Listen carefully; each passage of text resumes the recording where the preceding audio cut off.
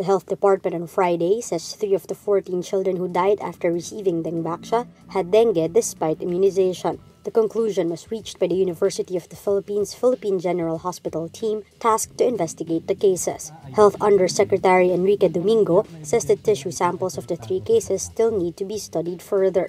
3 kaso ang nakitaan ng causal association. Sila ay namatay sa dengue kahit sila ay nabigyan ng Dengvaxia. 2 sa kanila ay maaaring dulot ng vaccine failure.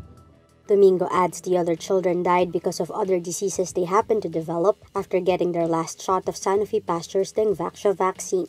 Health Secretary Francisco Duque III earlier tasked the UPPGH to conduct an independent study of the clinical records of 14 children vaccinated with the controversial dengue vaccine and later died due to various causes.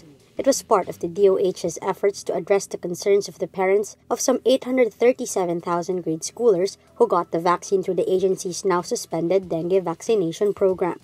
Duque suspended the program after Sanofi announced in November that Dengvaxia may lead a person to develop severe dengue if he or she had not been infected by the virus prior immunization.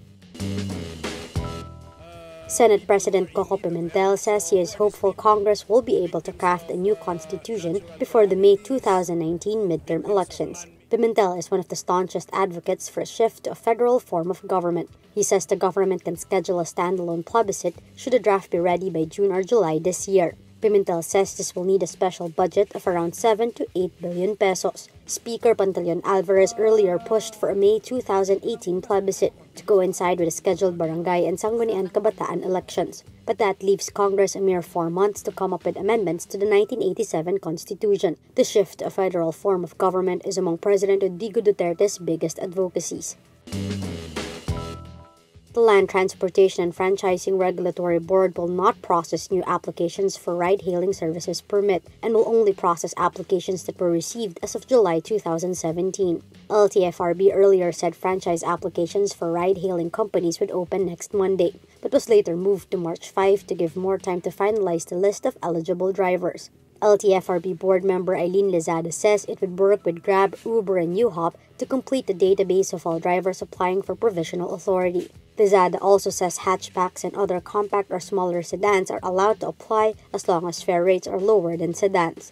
She adds hatchbacks will only be allowed to operate within Metro Manila, and this classification will reflect on their Certificate of Public Convenience.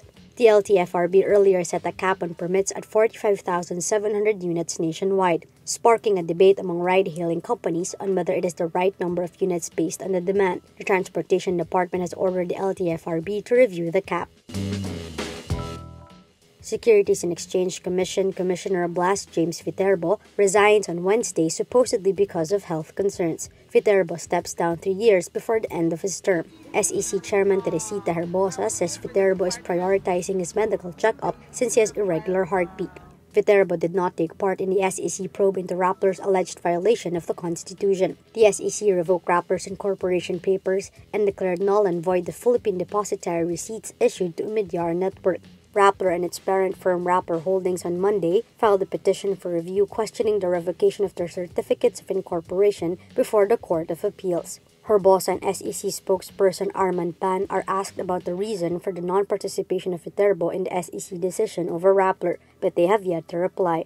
Viterbo is the husband of Marites Gozon Viterbo, daughter of GMA Network Chairman and Chief Executive Officer Felipe Gozon. A Japanese great-grandmother armed with a camera and an appetite for mischief has shot to fame for her hilarious snaps on Instagram, many of which appear to put her in harm's way.